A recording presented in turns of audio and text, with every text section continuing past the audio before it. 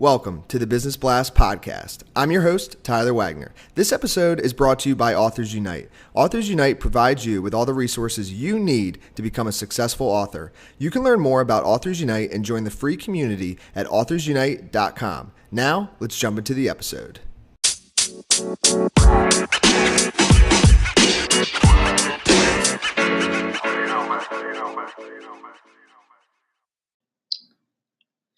All right, everyone. Welcome back to another episode of the Business Blast podcast. I'm your host, Tyler Wagner. Today I have Brandon Johnson with us. He's the Director of Business Development of Total Ride, previously known as Discount Cab or Total Transit. So welcome to the show, Brandon.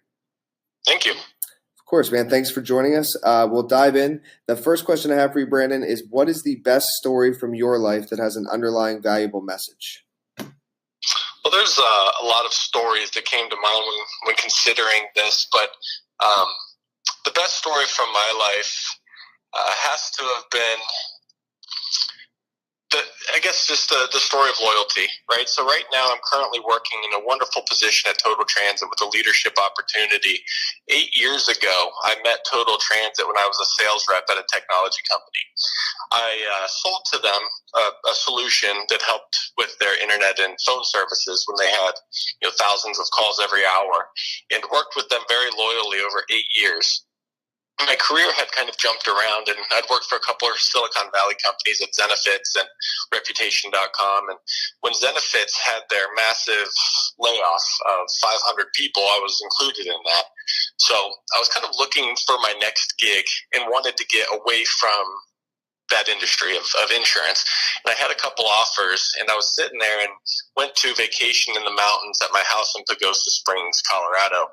And while I was up there, I was doing a lot of soul searching, praying, meditating, hiking, just wanting to find something best for me and something that gives me a chance to lead and be a director of sorts. Well, I got a call as soon as I got home from that experience, and it was from Total Transit, asking me if I was interested in starting and running their business development program. Well, I had already basically accepted another job with a much lower income and in a place that I didn't want to be.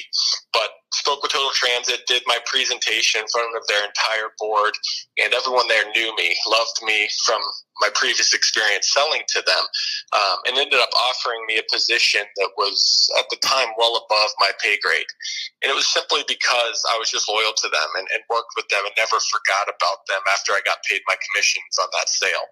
And ended up getting offered a very strong position just because I took care of my client and ended up now working for what was once my client. That is awesome, man. Thank you for sharing that. The next one I have for you is what is the most valuable piece of information we should know that's within your expertise or industry? It's all about communication. I mean, I'm in an industry dominated by Uber and Lyft. So I came in here with Silicon Valley experience to try and compete against those monsters. And it's not a secret that the most underskilled attribute to mostly any company in my industry is that of communication. So I took a little time to do some of my own market analysis and understanding what our competitive advantages are. And what I found is, say something goes wrong with an Uber or Lyft, you can call a call center in India and give a complaint that will never be heard by anyone that really cares. And getting a hold of someone in San Francisco is next to impossible because they're a multi-billion-dollar company trying to deal with a $10 trip complaint isn't necessarily in their wheelhouse. So what I did is I started putting together escalation lists, contact information. When this happens, call this number, speak to this person. And I started making it really easy for companies to communicate with us by giving them cell phone access to myself and other people within the organization that helped me land some very large clientele just because I was able to take care of them better than really anyone else is. And for example, the Department of Child Safety is a client of mine. I've been to their offices over 25 times, giving very descriptive advantages of using our program, how to use it, what numbers to call, where to go when you need certain things. And that account has now grown month over month, and it's now billing somewhere over $60,000 per month. Just because we can communicate better. That's really the only benefit that I can offer. And what is your, and it might tie in, but what is your best piece of overall business advice? So not necessarily industry specific. This is going to be somewhat unique, I'm sure, compared to what you've traditionally heard on this podcast. But for me, it's to not accept credit. It started back a long time ago with my father when he had those "we don't accept credit" signs all over his offices. And people nowadays don't see those because everywhere takes credit cards. But back then he meant it, even though it was a credit card sign, he meant it in a source of don't overdo credit. He would prefer someone take responsibility in a negative situation instead of credit in a positive one. So for me, I was once recognized as the top performer in my first quarter as a sales rep at a technology company that was nationwide Fortune 500 company. I was on a conference call with all the salespeople in the country, and my director, VP of that area, asked me why I was able to achieve such high results. And from that training from my father, I was able to say, look, I had all these great results because my engineer put together an amazing plan. My manager taught me exactly how to get in front of the right people. And even my colleagues here helped me put together my proposals and everything else. And without them, there's no way any of this is possible. And other people know that that's not true, per se. They know that I had to have done something else that they didn't do to win. But if I would have said that, it would have fallen on deaf ears and would have made me look like an egotistical jerk-off. But I said, it was because of everyone else that I achieved this success. And then when problems arise, I said, look, I could have done this that could have mitigated that and created a way for us to get around this. And taking responsibility when I didn't need to. Those sorts of things make me look like a leader and make people look to me to fix problems. And they want to work hard for me because they know I'll give them the credit that they deserve when they help. So for me, my best advice is don't accept credit. Always give credit to those around you and accept responsibility when things go wrong. That's how true leaders can stand out and define themselves while everyone else is trying to say, look at me, look at me, look at me. You can say, look at these guys, look at how great they did. Because now, while you're putting up and kind of tooting their horn, you're making yourself look like a leader. Yes, I love that answer. If you could give your younger self one piece of advice, what would that be? Well, to know your value and understand your passion. I mean, oftentimes people take jobs to pay bills, and most of the time it's a necessary evil. But you never put your toe into the water of a professional ambition. If you're going to take on a new adventure path, be passionate about it. People who are miserable and work simply to pay bills will be stuck in a life of doldrums that won't give them worth in themselves. But, when you can be passionate about something, you become invested into something. And by being passionately invested in something, you can assure they will give your best effort and your most focused thought. So don't be afraid of risk and to push yourself out of your comfort level. And good way to tie in your opinion, what is the key to happiness? Being surrounded by good people. I'm happiest when I'm around fun, creative, and like-minded individuals. To be able to know who you thrive around and who dragged you down is an important skill to possess. So once you are surrounded by loved ones, friends, and colleagues, and leaders you respect, it would be hard to not be happy. So really, in whatever the endeavor is, surround yourself with those on the same mission as you. And what is the best book that you've read, and what was the number one thing you learned from that?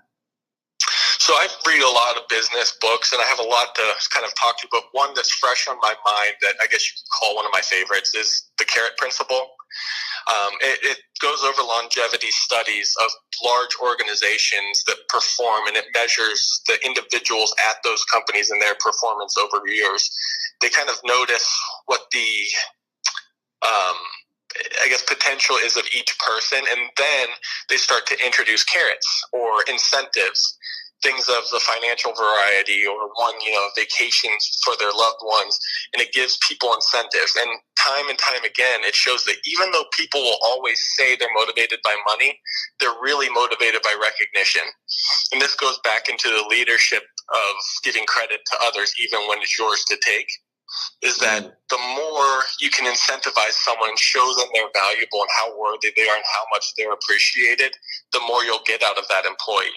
So the book taught me that you need to manage in a way that you understand your people and you give them carrots of things that they care about, and you recognize them. You let other leaders know how good they're doing, and you do this type of praise and reward system in front of them so they know you're having these conversations with leaders. And the CARE principle teaches that, and it teaches you how to know what type of incentive to offer each type of personality. And definitely recommend reading it for any of your listeners. And what is your favorite quote and why? It's a quote that I'm sure a lot of people know, and it's something that everyone that works for me has on their desk. I printed out and made it very, very aware of this. But I'm going to read you an excerpt from it because it's a longer speech given by Vince Lombardi as a coach of the Green Bay Packers before going into a Super Bowl game. Halfway through it, it starts off by saying it's a reality of life that men are competitive. And the most competitive games draw the most competitive men. That's why they are there, to compete. The object is to win. Fairly, squarely, by the rules, but to win. And in truth, I've never known a man worth his salt who in the long run, deep down in his heart, didn't appreciate the grind, the discipline. There's something in good men that really yearns for discipline and the harsh reality of head-to-head combat. I don't say these things because I believe in the brute nature of men or that men must be brutalized to be combative. I believe in God and I believe in human decency, but I firmly believe that any man's finest hour, his greatest fulfillment to all he holds dear, is that moment when he has worked his heart out in good cause and lies exhausted in the field of battle, victorious. I love that speech, and I love that line that just gets people fired up to go out and do whatever it takes to win. And even if you don't win, given everything you have at the end of the day will make you feel proud. I love it, man. Thank you so much for coming on. The last question I have for you before we let you go is, where's the best place for people to find you online? I have a very common name, so it's hard to find me, but Brandon Johnson is my name, and I do work for Total Transit, also known as Total Ride, or as you know, Discount Cab. But you can find me by looking up Brandon Johnson at Total Transit on LinkedIn, and probably using the same format to find me on Facebook. You'll likely see pictures of my two boxers and me everywhere. That's how you know it's me. Perfect, man. Thank you again for joining us. We appreciate it. Thanks, Tyler. The podcast you just heard was published with Anchor. Got something you want to say to the creator of this show? Send them a voice message using the Anchor app, free for iOS and Android.